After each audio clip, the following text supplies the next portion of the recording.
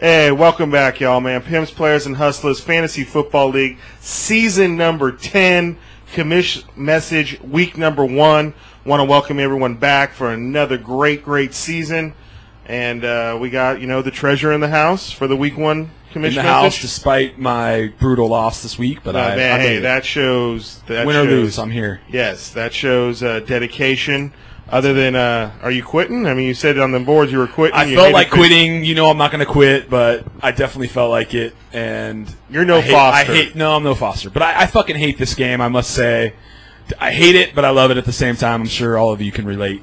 Don't you love to hate it, though? Love to hate it. Love to hate it. Okay, so it's a love-hate relationship. Exactly. Fuck fantasy football. And fuck Austin Collie. There you go. All right, I feel better now. There you go. So let's just jump right into it, man. We had some exciting games for week 1. Some pretty big scores. Everyone mainly scoring over 100 points other than a few teams. We'll start it off here with I'll start off with your game. Oh, beautiful. There, Bolzer. You actually took that devastating loss to Manning's Playboys. Yeah, really. Because other than Manning with 62, there wasn't really a lot going on with Patty's Playboys. Maybe other than Steve Smith from Carolina with 13, but really it was Manning with 62. He scores 131, pretty much gets half his points for his team. Takes a devastating loss, though. I mean, it's a bittersweet win for Patty's Playboy. He takes a devastating loss with Ryan Grant out for the season. Looks like his running backs are in serious hurting condition here. He thinks LT, he has a lot of confidence in LT to take over as, I don't know, is number 1 or number 2? Would you think Jerome Harrison's a number 1 or a number 2? Sounds like he has 2 number 2s to me, but, hey, we might value one more than the other, but it is what it is. Any given Sunday was led by Ocho Cinco with 22 points. Monster game in the second half. They showed up, started airing it out. The Bengals were down. So Mendenhall with 20. Just remember 50 of those, or 5 of those points, plus the touchdown, which was 11 extra points there, all came in this on that one play that touchdown run in overtime. But I think you finally figured out and you finally have a defense. Maybe. That's probably the defense you take in the 4th round. But then again, Chris Jenkins goes out, so that's true. That might not be as stout. He's a centerpiece of that defense. Exactly, for sure. Especially in the run defense. So, but I do like Cromartie in the back. Their DBs are tight. Definitely has to have a great secondary with the Jets. And you didn't pick him in the 4th round.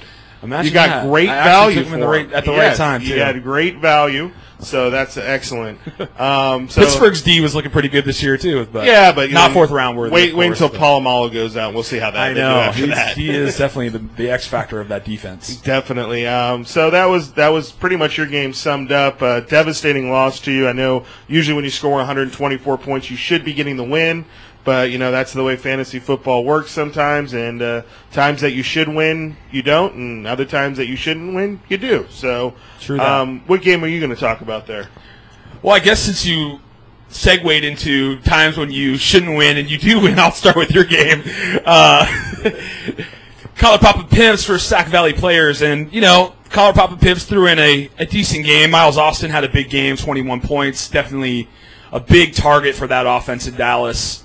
Definitely a strong player. Jamal Charles, 15 points. Looked like Kansas City is maybe the real deal this year. Definitely have turned around their offense and their team, for that matter. Very young, but looking good.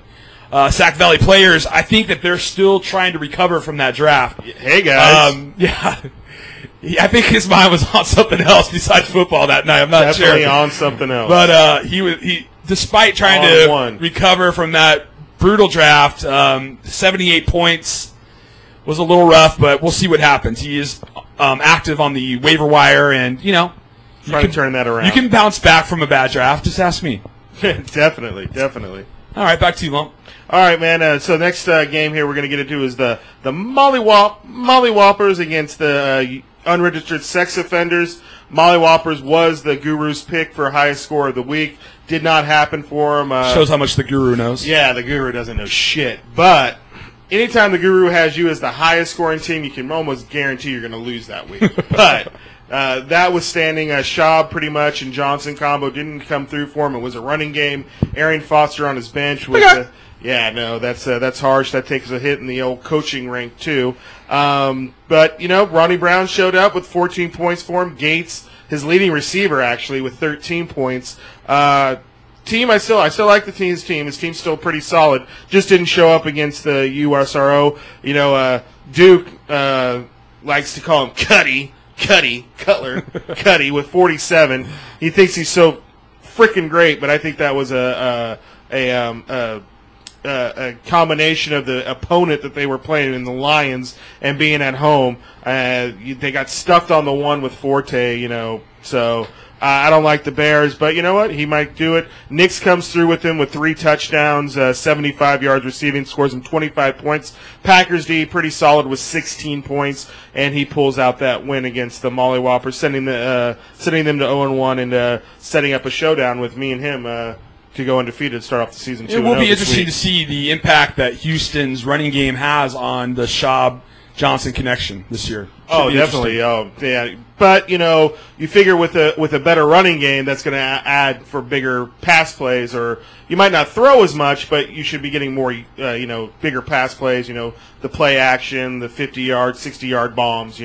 So hopefully that works out for them. They do face a little rougher division or run opponent this week with the Washington Redskins, so maybe Arian gets shut down a little bit and they have to lean on Schaub and Johnson. But then again, Molly Whoppers is going to be relying on 3 Texans in his lineup, so a lot of Texans have to show up for him to pull out the win this week. Definitely. What game you got?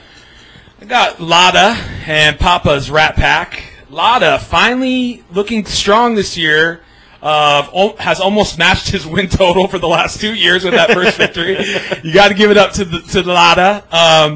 Had a big game from Welker with 2 TDs. The Saints defense was looking strong. Palmer threw up 43 for 125.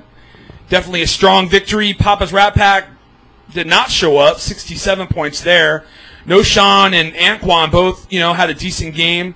With Stafford being out, it'll be interesting to see the impact that has on Calvin Johnson, his number 1 wide receiver.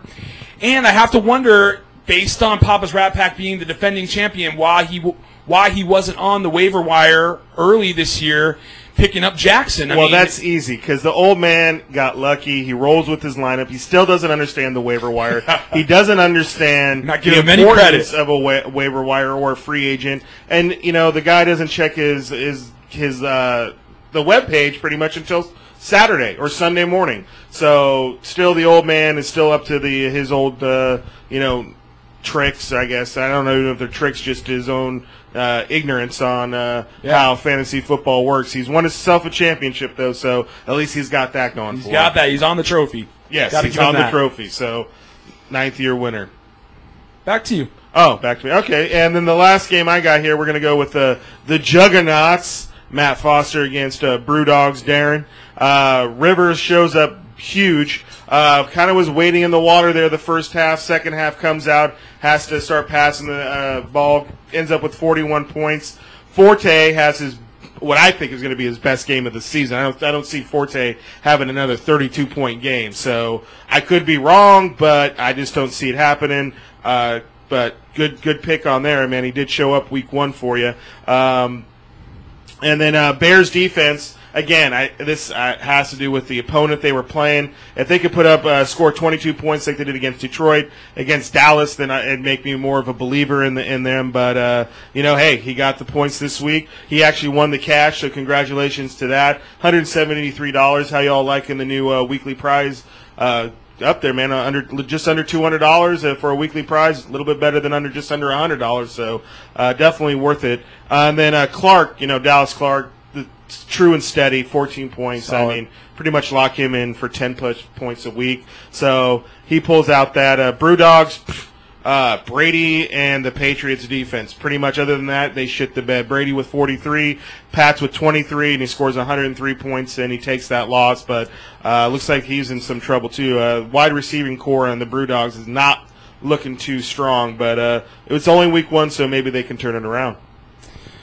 Last game I got is A-Team and FAQ. A-Team, I think, was another team that sort of trying to bounce back from a rough draft. He did make a good pickup with the Titans waiver wire. Definitely, playing Oakland was a smart pickup, and Oakland pretty much shit the bed, and the Titans had some solid points. Drew Brees, decent game with 29. Fuck you. Chris Johnson is a pimp.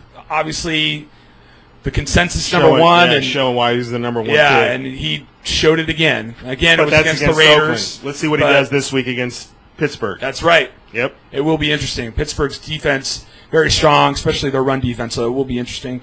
And, fuck you, also got the big play from Austin Collie, which helped his point total as well. Nice. So I guess just to wrap things up again, want to give a big shout out to Lukey because if I don't give Commish message shout out or something, they're gonna for the hooking up the draft and the trip up there with the rooms. Way to come through. You're the man for it. I've given you a shout out on the boards and now in the Commish message. So don't ever say that I didn't give you your props for that because you've gotten more than enough props for that. That was a hell of a draft and a great time. I'm glad we were able to get it going. I don't know. Do you think we ever topped that? Because that was a pretty good draft. It might be able to be topped, but that's definitely the best one we've ever had for sure. Definitely. And I'd like to say to the person that voted for us to no longer do this video message, I hope that you're not watching this, and if you are, you're not allowed to watch anymore. Please turn it off. Also, you forgot you should have voted one step below, which is I'm a negative piece of shit. So there you go. Thank you. So pretty much that wraps up the Commish message for week 1. Thank you all for tuning in, and good luck to your matchups in week 2. And, by the way, A-Team, you are locked out financially because you are at 197, do not have enough room. You might want to get a check, some money, some cash into the treasurer here. My address is on the board under treasurer's address. And remember, it has to be in hand, can't be in the mail. You might want to make a personal stop into Duke. All I know is Duke gave me a call while talking about he just saw Volzer's wife. That's all that's all I said. That's all I heard. So, anyway, thanks for tuning in, and we'll see y'all next week. Sacktown Radio.com. It's your boy Mike Measy, out here super busy, but I miss y'all so much. I'm still hustling, baby. Yeah, I'm still about the hustle. Like a smile with a dimple. See it big, keep it simple. I keep it hustling, baby. Yeah, I'm still about the hustle. Gotta always keep it moving. That's the definition of hustle. Hustling. And remember, always keep it tuned to SacktownRadio.com.